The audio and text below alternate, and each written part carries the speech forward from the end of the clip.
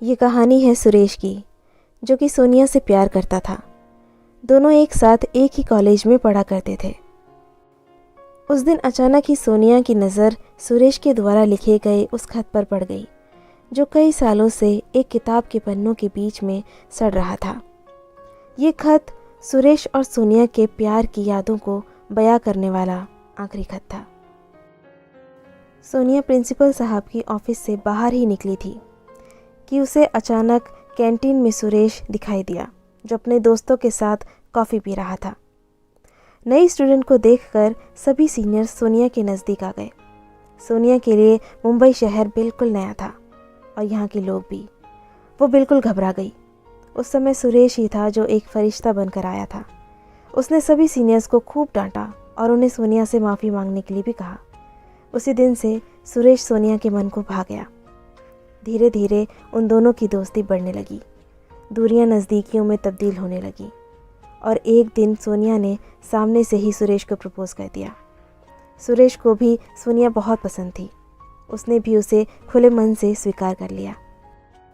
समय बीतता गया और उनका प्यार परवान चढ़ता गया। बात शादी तक भी पहुंची। अब सुरेश एक कंपनी में मैनेजर था। उसकी तनख्वाह भी अच्छी थी। सोनिया भी हाई स्कूल के विद्यार्थियों को पढ़ाती थी। अचानक ही सुरेश का तबादला दिल्ली शहर में हो गया। सोनिया से कोसों दूर होने के बावजूद भी वो हर महीने उसे मिलने के लिए दिल्ली से मुंबई आता रहता था। दोनों घंटों तक टेलीफोन पर एक दूसरे से बातें किया करते, मगर धीरे धीरे सोनिया के फ़ोन आने बंद हो गए। सुरेश जब कभी भी फ़ोन करता, या तो फ़ोन काट दिया जाता या फिर लंबे समय तक उसमें घंटियां बजती रहती। सुरेश भी थोड़ा व्यस्त होने के कारण 4-5 महीनों तक मुंबई नहीं जा पाया।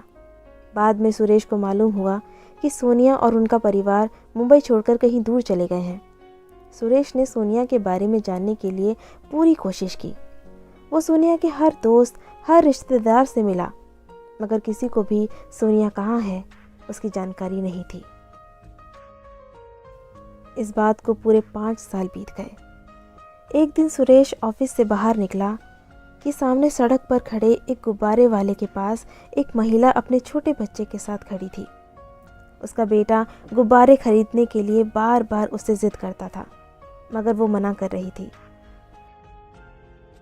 सुरेश को उस महिला का चेहरा कुछ जाना पहचाना लगा। वो न चाहते हुए भी अपनी कार को रोड की दूसरी तरफ ले गया। उसने उस महिला को गौर से देखने का प्रयास किया। वो महिला और कोई नहीं बल्कि सोनिया ही थी, और वो बच्चा जो कब से उससे गुब्बारा खरीदने की जिद कर रहा था, वो उसका ही बेटा था। 1 मिनट के लिए सुरेश अपने आप को संभाल नहीं पाया। सोनिया अब तक कहाँ थी और कब उसकी शादी हो गई?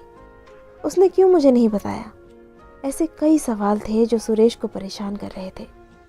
उसने धीरे से अपनी गाड़ी का दरवाज़ा खोला और सोनिया के नज़दीक आकर खड़ा हो गया, मगर सोनिया उसके किसी भी सवाल का जवाब नहीं दे पाई और आखिर में कुछ देर इंतज़ार करने के बाद सुरेश वहाँ से चला गया और सोनिया सड़क पर अकेली ही खड़ी रह गई।